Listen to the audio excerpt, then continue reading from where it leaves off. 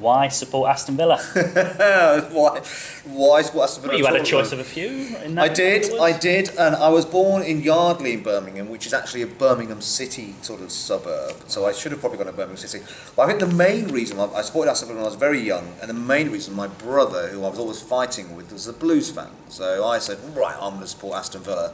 And when I was at school, at Yardley Junior School, there was a chap called Mark Coughlin who used to wear an Aston Villa top. And I thought, right, I'm going to be an Aston Villa fan. And actually, that was about 1981, and it probably helped that we were top of the league and went on to win the European Cup. So might have had something to do. You might have had a part to do. Glory hunter, Mr. Ray. Do you remember your first or early games? Or? I do, yeah, I do remember some of my first games. You know, it was What sort of age will you have been when you first went to Villa Park? I wasn't allowed. My mum was sort of very resistant to let us go down to the football, but I managed to go with some friends across the road, and I think it was a Spurs game, and sometime in the 80s, mid 80s, right. it was a Spurs game, yeah. So you'd have been about 10ish, or yeah, about 10 or 11, yeah. Favourite players? God for me is the player, Paul McGrath. I just think, he is God. I mean, it's just, an absolute. I mean, you look. That's the kind of player we kind of need now. It is. Just You're an right. absolute engine workforce, and I really like players who. They're infectious, I think, and other players will have got no chance but to kind of step up their game when someone like him's on the pitch. An absolute legend. Yeah. A packed Holt End. There's a great atmosphere. Yes. But some of the fans did give abuse to a man who had you finished in the top 6 in 3 consecutive seasons, Martin O'Neill. I think, looking at it now, we're sat here on the first day of December 2015. I think it was possibly a mistake to lose Martin O'Neill. Martin O'Neill was a fantastic manager of the club, but I'm not so sure it was the fans necessarily turning on him. I think there was some issue that went on with him and the board, and players and more players that you wanted, etc.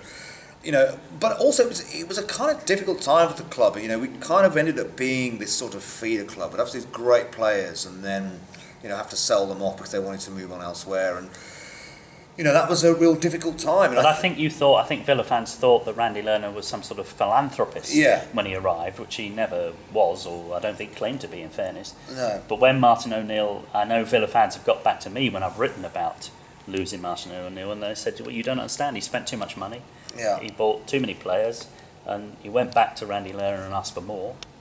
And Lerner said no. Yeah, well, exactly. I think we forget how much of Randy Lerner has put into this club. And I think it's a phenomenal amount. Someone's money to put your own money into the club like that.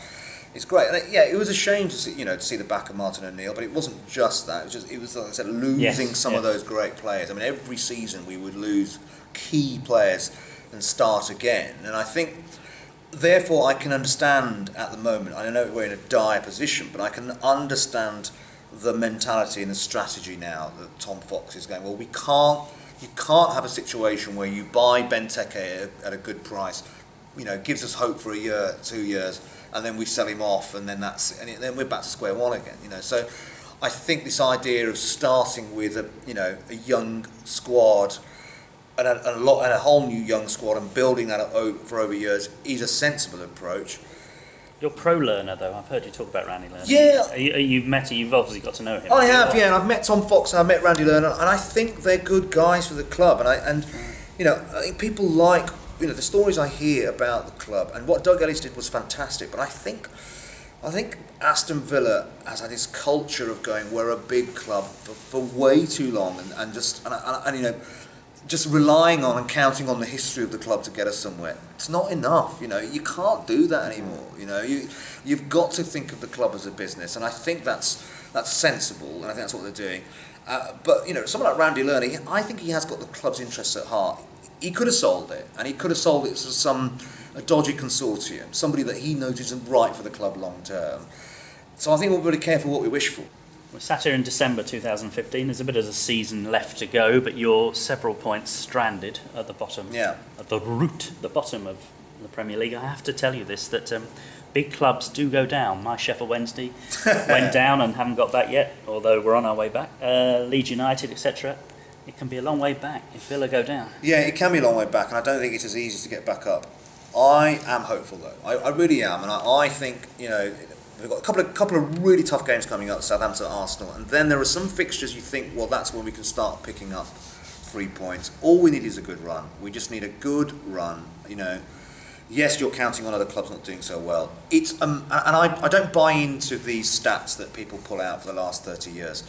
The whole Premier League is changing. Look what's happening at Chelsea. You know, teams like Swansea and, you know, okay, they're having a bit of a terrible form recently, but there are some clubs that you would never have thought were doing so well. Leicester, I mean, you know, Newcastle could go down with Newcastle could go down. So I think it's, you know, you throw stats out the window a little bit at the moment. I think you know, you just need a bit of luck, a good run, and you never know.